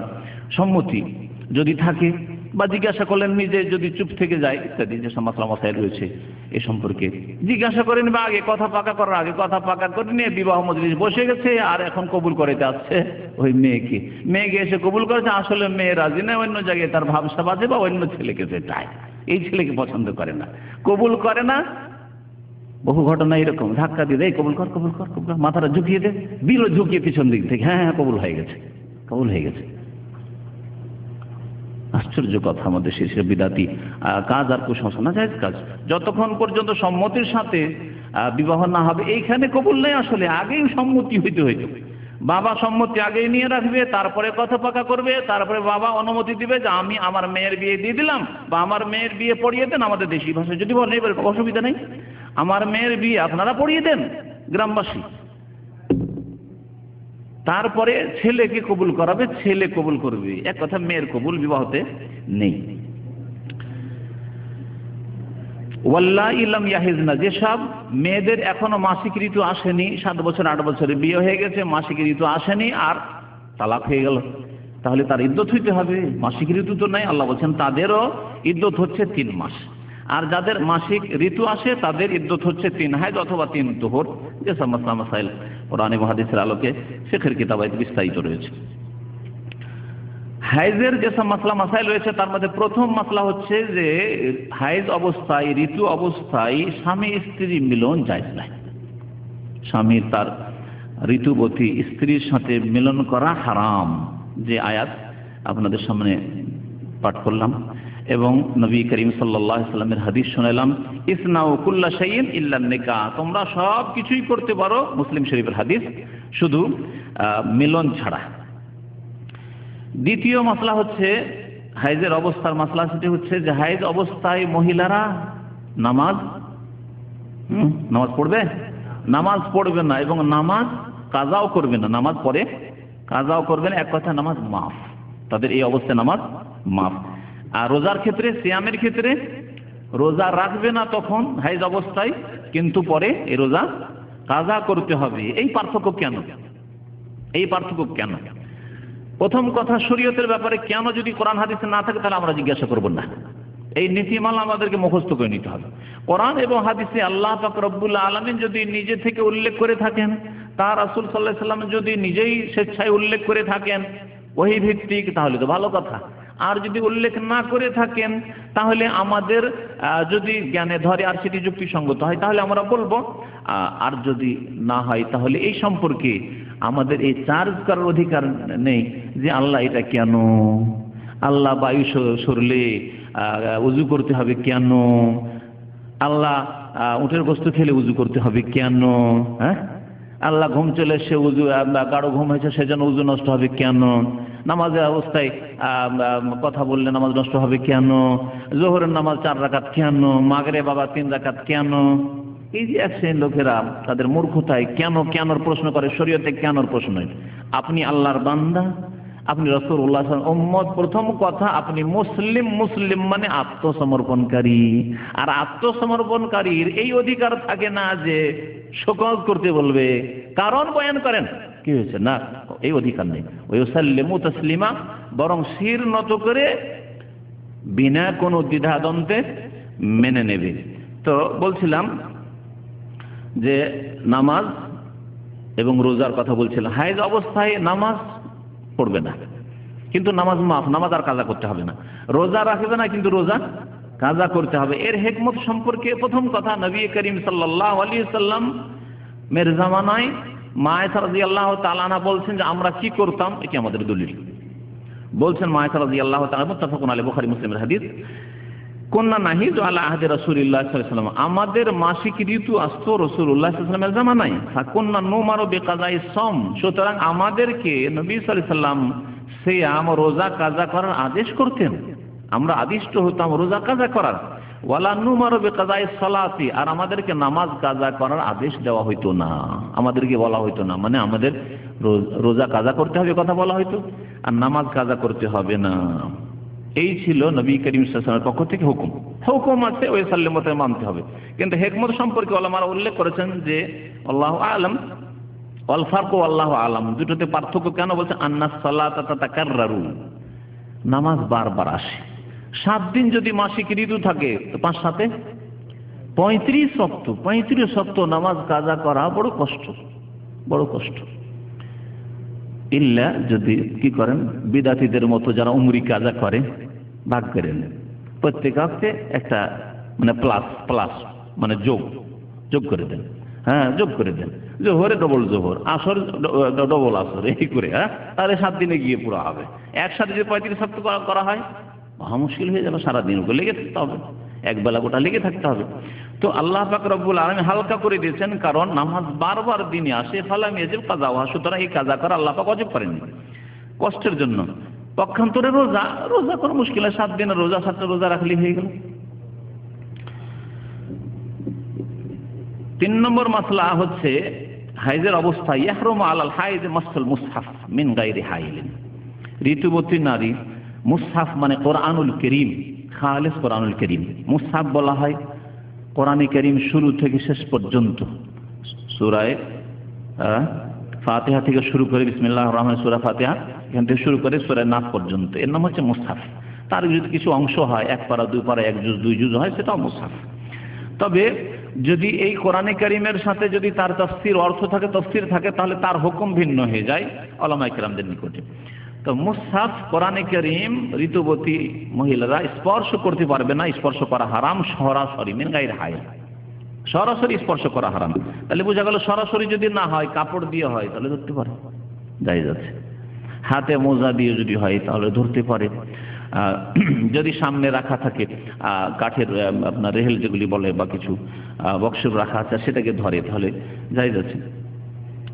লিকাউলিহি তাআলা, কারণ কোরআনে কারীম আল্লাহ পাক ইরশাদ করেছেন সূরা ওয়াকিয়ার আয়াত নম্বর 79, লা ইয়ামাসসুহু ইল্লাল মুতাহহারুন।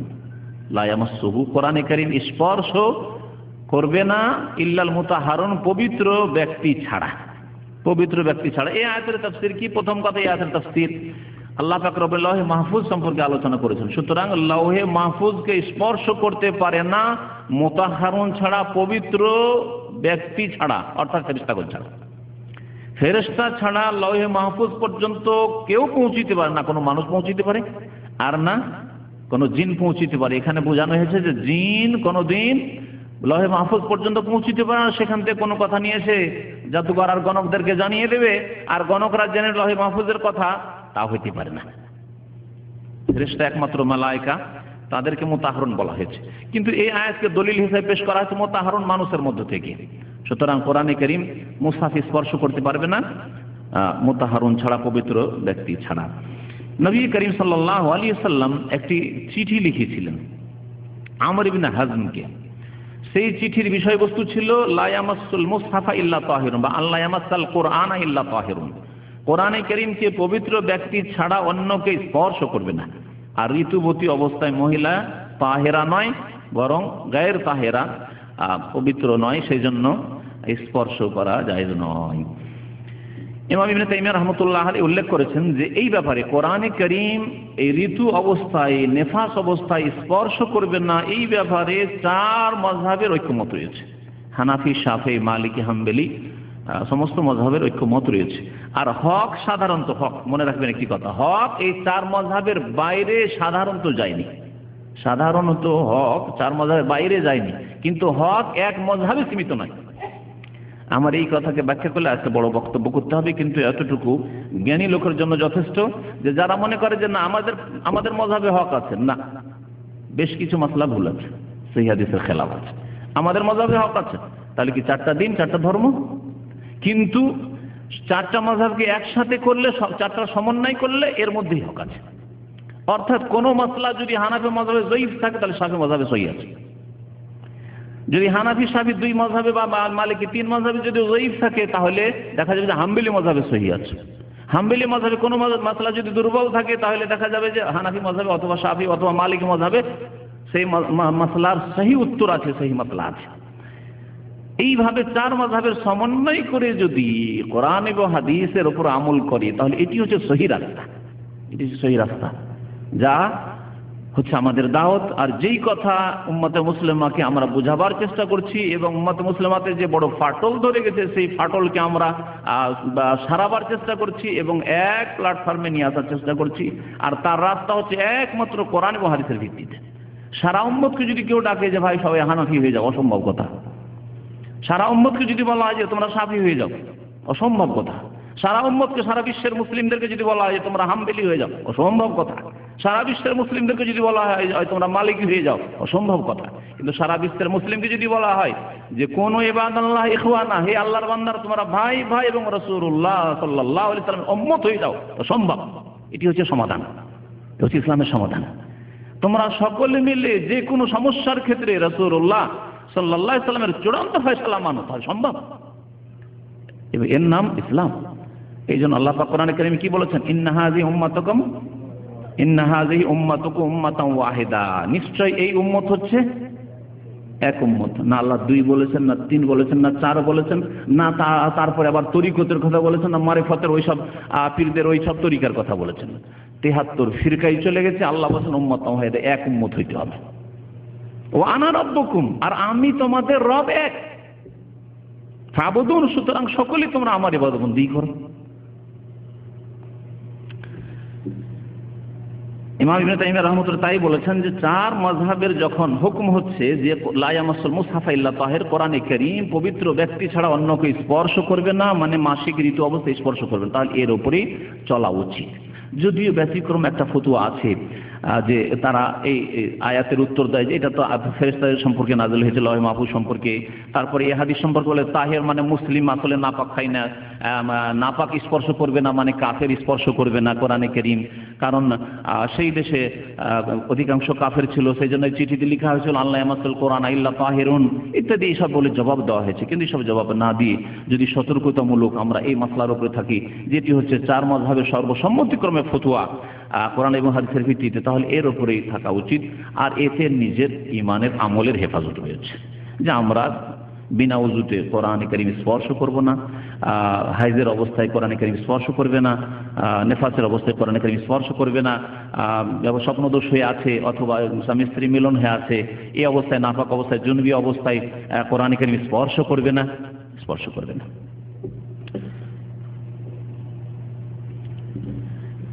তারপরে আরেকটি মাসলা, স্পর্শ করবে না কিন্তু কিরাতুল হাইজ লিল কোরআন, ঋতু অবস্থায় 7 দিন ধরে ঋতু অবস্থায় থাকবে, কোরআনে কারীম তেলাওয়াত করবে না, মুখস্থ আছে, হাফেজে কোরআন, মহিলা হাফেজা। আর হাফেজা ছাড়া এর চাইতে বড় মুশকিলে পড়বে যদি সে মুদাররিসা হয়, মাদ্রাসার শিক্ষক, কোরআনের তাহফিজুল কোরআন মহিলা সেকশনের শিক্ষিকা। বলবেন 7 দিন ধরে তুমি তো নাপাক অবস্থায়, মাসিক ঋতু অবস্থায়, সুতরাং তোমার মাসে 7 দিন তার গ্যাপ, 7 দিন মাদ্রাসায় যেতে পারবে না। তাহলে 7 দিন মাদ্রাসায় যদি না যায়, কারণ পড়াইলে তাকে তেলাওয়াত, মেয়েদেরকে পড়াইলে তেলাওয়াত করতেই হবে। তেলাওয়াত শোনার সাথে শুধু শোনা যথেষ্ট না, অনেক সময় তেলাওয়াত করে শুদ্ধ করে দিতে হবে তাজবিদ। মাদ্রাসার ছাত্রী হেল্প করে, বলে 7 দিন যেও না তুমি, তাহলে মাসে 5 দিন তার পড়াশোনা। আর এদিকে তো শুক্রবারগুলি আছে, বৃহস্পতি যেখানে এখানে যেমন 2 দিন ছুটি তাহলে তো আছে, পড়াশোনা কি করবে? তাহলে এই রকম ক্ষেত্র, বিশেষ ক্ষেত্রগুলিতে যেখানে হয়তো শিক্ষিকা অথবা কোরআনের ছাত্রী অথবা কোরআনের হাফেজ, আমি 7 দিন ধরে যদি কোরআন তেলাওয়াত না করি মুখস্থ, তাহলে ভুলে যাওয়ার আশঙ্কা আছে, সেসব ক্ষেত্রে মুখস্থ কোরআনে কারীম ঋতু অবস্থায়ও তেলাওয়াত করতে থাকবে, যে ফতোয়াটি পড়ে শোনাচ্ছি আপনাদের। ও আম্মা কিরাতুল হাইজ লিল কোরআন মিন গায়রি মাসিল মুসহাফ, কোরআনে কারীম স্পর্শ না করে যদি কোরআনে কারীম ঋতু অবস্থায় তেলাওয়াত করে, ফাহিয়া মাহাল্লু খিলাফ বাইনা আহলিল ইলম, এতে ইখতিলাফ আছে। মানে একদল বলছে না এটাও চলবে না, এটা চলবে না, তার মানে এখানে আরবি মাদ্রাসা আছে, আমাদের দেশে মাশাআল্লাহ ইসলামিক মাদ্রাসা আছে, অনেক তাহফিজুল কোরআন বা আরবি মাদ্রাসা আছে, ক্লাসের মাদ্রাসা দাওরা পর্যন্ত, বুখারী পর্যন্ত পড়া হয়, সেখানে মহিলা পড়ায়, কোরআনের শিক্ষিকা যাবে না, তাহলে কোরআনের ছাত্রী তো কোরআনে তাফসীর পড়তে, কোরআন তেলাওয়াত করতে যাবে না, পড়বে না, তাহলে এই 7 দিন ধরে তাকে বাড়িতে বসে থাকতে হবে না? এগুলি অযৌক্তিক কথা। অথবা ভুলে যাওয়ার আশঙ্কা আছে, 7 দিনে একটা না পড়লে ভুলে যাও, যা মুখস্থ করেছিল গেছে 7 দিনে, আবার 7 দিন ওকে ওই রিভাইজ করতে থাকতে হবে, জান হইতে হবে। বলছে যদি ইখতিলাফ আছে, একদল বলছে না চলবে না, ওয়াল আহওয়াতু আন্নাহা লা তাকরাউল কোরআন, এবং সতর্কতা এতে আছে পড়বে না, কিন্তু ইল্লা ইনদা দারুরা, তবে জরুরি হলে, আবশ্যক হলে, আবশ্যক হয়, যেমন বললাম যে হয় কোরআনের শিক্ষিকা, না হয় কোরআনের ছাত্রী, অথবা কামা ইজা খাশিয়াত নিসিয়ানাহু, কোরআন ভুলে যাওয়ার যদি আশঙ্কা থাকে। কোরআন হাফেজা হয়েছে আপনার মেয়ে অথবা আপনার বোন বা আপনার স্ত্রী কোরআন হাফেজা, আর হাইজের অবস্থায় যদি 7 দিন ধরে কোরআন না পড়ে, তাহলে কোরআন ভুলে যাবে। আল্লাহু আ'লাম। 4 নম্বরে হাইজের অবস্থায় ইয়াহরুম আলাল হাইজা তাওয়াফ বিল বাইত, বাইতুল্লাহর তাওয়াফ করবে না, কারণ মা আয়েশা রাদিয়াল্লাহু তাআলা আনহা সম্পর্কে যে হাদিস শোনালাম আপনাদেরকে একটু আগে, লাম্মা হাজাত হাইজ যখন চলে এসে, ইফ আলী মা ইয়াফালুল হাজ গায়রা আল্লাহ তাতুহিবুল বাইত হাত্তা তাতহুরি, যতক্ষণ পর্যন্ত পাক না হবে ততক্ষণ পর্যন্ত বাইতুল্লাহ তাওয়াফ করবে না। 5 নম্বরে ঋতুবতী মহিলার জন্য মসজিদে অবস্থান করা জায়েজ নাই, হয়তো নামাজ পড়ে কিন্তু মসজিদে বসে আছে, গেছে ঘুরতে কোথাও, যাওয়ার পরে সাথী আরো মহিলারা আছে, তারা মসজিদে নামাজ পড়ছে, ও ভাবছে বাইরে একা আর কি বসে থাকবো, যাই মসজিদের ভিতরে গিয়ে বসি, হইতে পারে এইরকম বিভিন্ন ক্ষেত্রে। মসজিদ বা মসজিদের আশেপাশে বসবাস, অথবা মসজিদের খেদমত করে কোনো মহিলা আছে যে মসজিদের খেদমত করে, মসজিদের যে মহিলা সেকশন আছে, মহিলা বিভাগ আছে, ফ্লোর আছে, তার খেদমত করে, মসজিদে অবস্থান করতে পারবেন। ইয়াহরুমু আলাল হাইজ আল-লুবস ফিল মসজিদ, কারণ আল্লাহ পাক রব্বুল আলামিনের রাসূল সাল্লাল্লাহু আলাইহি ওয়াসাল্লাম বলেছেন, ইন্নী লা উহিল্লুল মাসজিদা লিহাইজিন ওয়ালা লিজুনবিন, আমি ঋতুবতী মহিলার জন্য এবং জুনবি অর্থাৎ নাপাক অবস্থায়, সহবাস অবস্থায় অথবা স্বপ্নদোষ অবস্থায় যেসব পুরুষ নারীরা হবে, তাদের জন্য মসজিদকে হালাল করছি না, অর্থাৎ মসজিদ তাদের জন্য হারাম। কি হারাম? অবস্থান করা হারাম। কাউলুহু সাল্লাল্লাহু আলাইহি ওয়াসাল্লাম আরেকটি হাদিস রয়েছে, ইন্নাল মাসজিদা লা ইয়াহিল্লু লিহাইজিন ওয়ালা জুনুবিন, মসজিদ ঋতুবতী মহিলার জন্য হালাল নয় এবং জুনবি ব্যক্তি, স্বপ্নদোষী আছে ওই ব্যক্তির অথবা সহবাসী ওই ব্যক্তির জন্য হালাল নয়। অবস্থান করা হালাল নয়। তাহলে অবস্থান যখন বললাম, আরেকটি মাসলা এখান থেকে বেরোয়, দ্রুত যদি সেখান দিয়ে এইদিকে এপার থেকে ওপার চলে যায়, অতিক্রম করা। মসজিদের ভিতরে ঢুকলো, এই দিক দিয়ে একটা দরজা আছে, মসজিদে ঢুকলো, আর ঢোকার পর ওই দরজা দিয়ে বেরিয়ে চলে গেল, জায়েজ হবে না? হবে না। যে মাসলা অনেকের জানা নেই, যে মাসলা অনেকের জানা নেই। কোরআনে কারিমে আল্লাহ পাক জুনবি সম্পর্কে, জুনবি বলা হয় দুই শ্রেণীর মানুষকে। আমি যদি অর্থ করছি, কিন্তু ব্যাখ্যা করে দিলে আরো স্পষ্ট হবে, কারণ অনেকে ব্যাখ্যা যখন করছি হয়তো ও ধরবে না ওই জিনিস থেকে। জুনবি বলা হয় যে যার স্বপ্নদোষ হয়েছে, জুনবি। আচ্ছা, স্বপ্নদোষ শুধু পুরুষদের হয় না মহিলাদের হতে পারে? জানা আছে? দেখেন আওয়াজ চুপ হয়ে গেল। হ্যাঁ, হতে পারে, কিন্তু মহিলাদের পুরুষদের তুলনায় খুবই কম।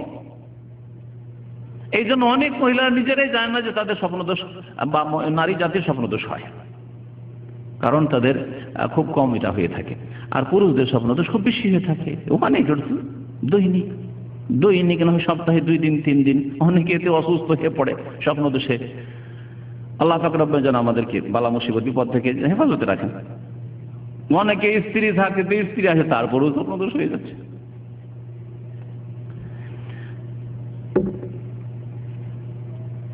আল্লাহ পাক রব্বুল আলামিন জুনবি সম্পর্কে উল্লেখ করে। জুনবি কি বললাম? যে এক হচ্ছে স্বপ্নদোষ হওয়া ব্যক্তি, আর এক হচ্ছে মিলন, স্বামী স্ত্রী মিলনের পরে দুইজনের জুনবি। জুনবি যে পুরুষ সেও জুনবি, এবং মহিলা তাকেও জুনবি বলা হয়। এই নাপাকিকে জানাবাত বলা হয়েছে হাদিসের ভাষায়। আল গোসল মিনাল জানাবা মানে সহবাসের গোসল অথবা স্বপ্নদোষের গোসল। আল্লাহ পাক রব্বুল কোরআনে কারীমে কি বলেছেন? আওলা মাসতুমুন নিসা ফালাম তাজিদু মান ফাতায়াম্মামু সাঈদান তাইয়্যিবা। ওই আয়াতের অংশে হাফেজ স্যার বলেন আওতে রয়েছে ইল্লা জুনুবান আও আবিরি সাবিল। জুনুবান আও আবিরি সাবিল, জুনুব নাপাক ব্যক্তিকে বলা হয়েছে যে আও আবিরি সাবিল, যদি রাস্তা অতিক্রম করে। আবিরি সাবিল রাস্তা অতিক্রম করে, তাহলে বোঝা গেল এই আয়াতের অংশ দিয়ে যে মসজিদ দিয়ে অতিক্রম করে যাওয়া যাবে, অবস্থান করা যাবে না। নবী করিম সাল্লাল্লাহু আলাইহি ওয়াসাল্লামের আরেকটি হাদিস রয়েছে, মা আয়েশা রাদিয়াল্লাহু তাআলা। দেখেন, হাইজ সংক্রান্ত হাদিসগুলি সাধারণত মা আয়েশা রাদিয়াল্লাহু তাআলা আনহাই বর্ণনা করেছেন নবী করিম সাল্লাল্লাহু আলাইহি ওয়াসাল্লাম থেকে। তবে নবী করিম সাল্লাল্লাহু আলাইহি ওয়াসাল্লামের বহু বিবাহের প্রয়োজন ছিল কিনা চিন্তা করুন তো দেখি। যদি একাধিক বিবাহ না করতেন তাহলে এই মাসলা মাসাইলগুলি, যেগুলি গুপ্ত মাসলা মাসাইল, যে মাসলাগুলি সাধারণত অন্য মহিলার সামনে বলা যাবে না বা হয়তো অন্য মহিলা লজ্জা পাবে, সেই মাসলাগুলি খুলে স্ত্রীর সামনে বয়ান করা সম্ভব, আর স্ত্রী সেগুলি অন্য মহিলাদের পর্যন্ত পৌঁছে দিতে পারে। এইভাবে উম্মত পর্যন্ত এই আহকাম, এই বিধিবিধান, এই মাসলা মাসাইলগুলি পৌঁছেছে। নবী করিম সাল্লাল্লাহু আলাইহি ওয়াসাল্লামের বহু বিবাহের বহু হিকমত, বহু রহস্য, বহু তত্ত্বের একটি রহস্য ছিল এই যে যাতে করে যেগুলি গোপনীয় মাসলা মাসাইল, যেগুলি মাসলা মাসাইল জিজ্ঞাসা করতে মহিলাদের লজ্জা লাগে অথবা জানলে শুনলে লজ্জা পায়, সেগুলি যাতে করে নবী সাল্লাল্লাহু আলাইহি ওয়াসাল্লামের বিবিগণের মাঝে একাধিক বিবির মাধ্যমে উম্মতের মহিলাদের পর্যন্ত পৌঁছে যায়। নবী করিম সাল্লাল্লাহু আলাইহি ওয়াসাল্লাম বীর্য কাপড়ে লেগে থাকতো এবং সেটাকে ঘষে দেওয়া হইতো। অনেক সময় কখনো পানি দিয়ে দেওয়া হয়তো, কখনো শুধু ঘষে দেওয়া হইতো। আর নবী সাল্লাল্লাহু আলাইহি ওয়াসাল্লাম নামাজ পড়ার জন্য চলে যেতেন। এই মাসলা কি করে আমরা জানতাম যদি নবী করিম সাল্লাল্লাহু আলাইহি ওয়াসাল্লামের বিবিগণ এই মাসলা না বয়ান করতেন? মা আয়েশা রাদিয়াল্লাহু তাআলা আনহা বর্ণনা করছেন যে কালা রাসূলুল্লাহ সাল্লাল্লাহু আলাইহি ওয়াসাল্লাম, একবার আল্লাহ রাসূল সাল্লাল্লাহু আলাইহি ওয়াসাল্লাম বলেন, নাওয়ালিনিল খুমরাতা মিনাল মসজিদ, মসজিদ থেকে আমাকে পাটিটি এনে দাও, পাটি বা চাটাই এনে দাও। ফাকুল, তো মা আয়েশা বলছেন, আমি বললাম ইন্নী হাইজ, আমি তো ঋতু অবস্থায় আছি, আপনাকে চাটাই এনে দেবো কি করে, মসজিদের পাটিটি আমি এনে দেবো কি করে? ফাকালা, নবী সাল্লাল্লাহু আলাইহি ওয়াসাল্লাম বলেন, ইন্না হাইজাতাকি লাইসাত বিয়াদিকি, তোমার হাইজ, তোমার মাসিক ঋতু তোমার হাতে লেগে নেই, সুতরাং যাও মসজিদে গিয়ে এনে দাও অথবা হাত বাড়িয়ে নিয়ে এসে দাও। মসজিদ থেকে চাটাই এতে প্রয়োজন হতে পারে, মসজিদের ভিতরে পর্যন্ত যেতে হবে, মসজিদের ভিতরে গিয়ে নিয়ে এসে কিন্তু গেল এবং নিয়ে চলে আসলো, বসলো না। আর অবস্থান করা হচ্ছে বসার না, তাহলে মসজিদে বসা যায় না নাপাক অবস্থায়, কিন্তু মসজিদ দিয়ে অতিক্রম করে যেতে পারে। এইভাবে মসজিদ রুমে যেসব ভাইয়েরা মসজিদের খাদে মসজিদের রুমে থাকে, মসজিদ থেকে বেরোয়, ওই রুম থেকে বেরোলে দরজাটি মসজিদের ভিতর দিয়ে আছে, অনেকের এরকম আছে। এখানে না থাকলে দেশের অনেক মসজিদ মুয়াজ্জিন ইমাম যারা ব্যাচেলার থাকে তাদের রুমগুলি ওইভাবে আছে, ওকে বেরোইতে হবে মসজিদে, গোসলখানা যে যাবে ওকে মসজিদে বেরোইতে হবে। এখন কি করবে, আমার দেশের বিদাতি ফতোয়া আছে, হ্যাঁ কি করতে হবে জানেন? হ্যাঁ ওইসব ফতোয়া কোন রকম করে বৃদ্ধে আঙ্গুল দিয়ে নাকি, হ্যাঁ হ্যাঁ কি দিয়ে গামছা বিছিয়ে দিতে হবে, সুবহানাল্লাহ, আরো বাড়াবাড়ি। আর এরকম কিছু আছে ওগুলো খেয়াল খুশি ফতোয়া, যেহেতু হাদিসের ফতোয়া নয় সেই জন্য যে যেমন বলেছে ওই বৃদ্ধ আঙ্গুল কোন রকম করে দিয়ে দাঁড়িয়ে একেবারে মানে এক দুটো আঙ্গুল দিয়ে কোন রকম যাতে করে পার হইতে পারেন আপনি। আল্লাহ বলছেন আবির সাবিল, পথ অতিক্রম করা অসুবিধা নেই মসজিদের মধ্যে। সময় শেষের দিকে নাকি, ইনশাআল্লাহ তাআলা বাকি অংশ পরে উল্লেখ করা হবে। নবী সাল্লাল্লাহু আলাইহি ওয়াসাল্লাম কি বললেন যে তোমার হাইজ তোমার হাতে নেই, তার মানে অতিক্রম করতে বললেন মসজিদে। এইরকমই ঋতু অবস্থায় তাসবিহ তাহলিল জিকির আজকার হ্যাঁ করতে পারবে। এগুলি প্রথম কথা কোরআন নয়, আর কোরআন তেলাওয়াতের উদ্দেশ্য নয়, আর স্পর্শ করাও নয়। সুতরাং সুবহানাল্লাহ, আলহামদুলিল্লাহ, লা ইলাহা ইল্লাল্লাহ, আল্লাহু আকবার, যত জিকির আজকার সুন্নতে জিকির আজকার আছে, এইরকমই সকাল সন্ধ্যার জিকির আজকার, এইরকমই ঘুমের জিকির আজকার, ঘুমাবার সময় ঘুম থেকে উঠার, এইরকমই কোরআন হাদিসের কিতাব পড়া।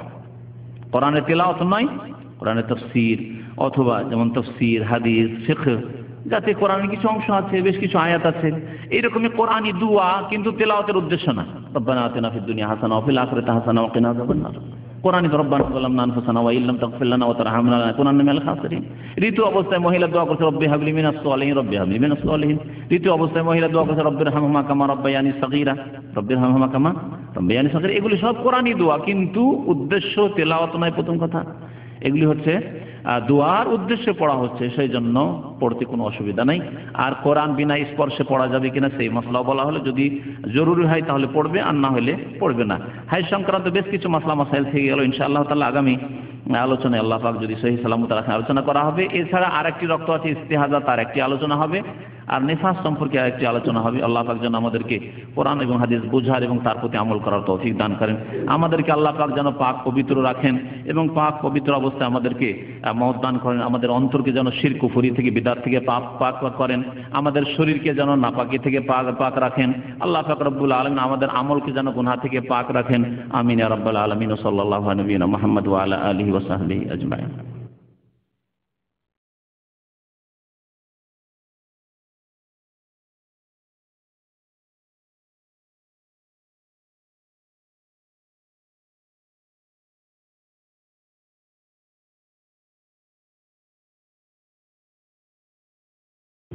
বলছেন স্ত্রী সহবাসের সময় যদি শরীরে পোশাক থাকে, তাতে যদি নাপাকি না লাগে, তাহলে তাকে পরে নামাজ পড়া যাবে? এক ভাই জিজ্ঞাসা করেছেন, স্ত্রী সহবাসের সময় শরীরে যে কাপড় আছে সেই কাপড়ে যদি নাপাকি না লাগে, তাহলে সেই কাপড় দিয়ে কি ইবাদতবন্দি নামাজ পড়া যাবে? হ্যাঁ, তাহলে সেই কাপড় নাপাক নেয়। জুনবি হলে অর্থাৎ সহবাস করলে শরীর নাপাক হওয়া মানে গোসল ফরজ, কিন্তু শরীর এইরকম নাপাক হয়নি যে শরীরটাই নাপাক হয়ে গেছে, যার ফলে শরীরে যে কাপড় স্পর্শ করবে তাও নাপাক হয়ে যাবে, অথবা শরীর থেকে যে ঘাম বেরোবে সেই ঘাম কাপড়ে লাগলে নাপাক হয়ে যাবে, এমন বিষয় নয়। এই জন্য নবী সাল্লাল্লাহু আলাইহি ওয়াসাল্লাম বলেছেন যে ইন্নাল মুসলিমা লা ইয়ানজুস, মুসলিম নাপাক হয় না, তাহলে মুসলিমের শরীর নাপাক নয়, হুকুম তার হচ্ছে নাপাক, সেই জন্য তাকে গোসল করতে হবে। একটা প্রশ্ন আছে যে বিয়েতে মেয়েকে যে রেজিস্ট্রি বইতে স্বাক্ষর করতে হয়, তাকে কি স্বাক্ষরের বিষয়টি যদি শরীয়ত সম্মত এরকম করে যে মেয়ের বাবা স্বাক্ষর করলো তাহলে যথেষ্ট, কিন্তু যদি আইন বাধ্য করে, হয়তো আইন এইরকম করা আছে যে মেয়েকে স্বাক্ষর করতে হবে, তাহলে কোনো অসুবিধা নাই, এটা কবুল নাই, কবুল করলাম এই বিদাত বলা হইল না, স্বাক্ষর করলো। কিন্তু এর চাইতে ভালো যদি আইন এরকম থাকে মুসলিম দেশের বা মুসলিম পার্সোনাল ল, মুসলিম দেশে মুসলিম পার্সোনাল ল, ভারতীয় মুসলিম পার্সোনাল বিবাহ শাদী তালাক আর মিরাসের আইনকে মুসলিম পার্সোনাল ল মুসলিম দেশও বলা হয়। তো এগুলি আইন শরীয়ত মোতাবেক হওয়া উচিত। সেটা হচ্ছে যে মেয়ের অভিভাবক যে সে স্বাক্ষর করবে, আর যে ব্যক্তি কবুল করলো ছেলে বর সে স্বাক্ষর করবে। আল্লাহু আলাম। পাত্রের অবর্তমানে পাত্রী ও গার্জিয়ানের উপস্থিতিতে বিবাহ সম্পন্ন হবে। পাত্র সেখানে উপস্থিত নেই, কিন্তু পাত্র যদি কবুল করে, যেমন বিদেশে আছে টেলিফোনে কবুল করছে, তাহলে কোনো অসুবিধা নেই, সাক্ষী থাকতে হবে। এক কথায় সেই ব্যক্তি কবুল করলো কিনা ছেলের কাছে সাক্ষী, অথবা যেখানে আওয়াজ শুনছে সেই আওয়াজ চিনতে পারলো যে অমুক ব্যক্তি কবুল করলো, তাহলে অসুবিধা নেই। স্বপ্নদোষ হওয়ার পর এমন সময় জাগ্রত হলো যে আজানের সময় হয়ে যায়, তখন পবিত্র হওয়ার পূর্বে কি আজান দেওয়া যাবে? স্বপ্নদোষ হয়ে গেছে, সেই সময় কি হলো? এই অবস্থায় আজান দেওয়া যাবে? ওই সময় জাগলো, স্বপ্নদোষ হয়েছে, আজান হয়ে গেল, ওই সময় আজান দেওয়া যাবে কিনা? আজান দিলে তো মসজিদে ঢুকতে হবে, আর মসজিদে অবস্থান, ওই মনে হয় যে অতিক্রম হইলো, অবস্থান হয়ে যাচ্ছে না, গোসল করে আসবে। অন্য কাউকে এই দায়িত্ব দিয়ে দেবে যে ভাই আজানটা দিয়ে দাও, আচ্ছা আল্লাহর মেলা বান্দা আছে, ব্যবস্থা আছে। হজ বা উমরায় গিয়ে কি মহিলাদের চুল কর্তন করতে হবে? হজ এবং উমরায় গিয়ে, হজ বা উমরায় গিয়ে কি মহিলাদের চুল কাটতে হবে? হ্যাঁ, চুল কাটতে হবে। এবং এই চুল কাটা হাদিসে বলা হয়েছে যে কাদর আনমোলা, আঙ্গুলের যে একটা পোর আছে, একটা জোড় আছে, এতটুকু শুধু কাটবে। আর সেটা নিজে মহিলারা কাটবে, অথবা তার মাহরাম স্বামী, অথবা তার যে মাহরাম যার সাথে স্থায়ীভাবে বিবাহ হারাম, তারা কাটবে। নিজের ভাই, নিজের বাবা, নিজের ছেলে, ওরা কাটবে। অন্য কোনো অপর পুরুষ যাদের সাথে বিবাহ জায়েজ আছে, স্পর্শ করা জায়েজ নয়, এরকম চুল কাটাও জায়েজ নয় তাদের কাছে। জি জি। উকিল বাপের বিধাত আমাদের দেশে আছে, উকিল বাপের বিধাত। নিজের বাবা থাকতে আর উকিল বাপ কিসের? আল্লাহ বলছেন উদউহুম লিআবাইহিম ওয়া আকসাতু ইনদাল্লাহ, বাপের নাম ধরে ডাক, অন্য কেউ বাপ হইতে পারে না। সাল্লাল্লাহু আলাইহি ওয়া সাল্লাম মুহাম্মদ ওয়া আলা আলিহি ওয়া সাহবিহি আজমাইন।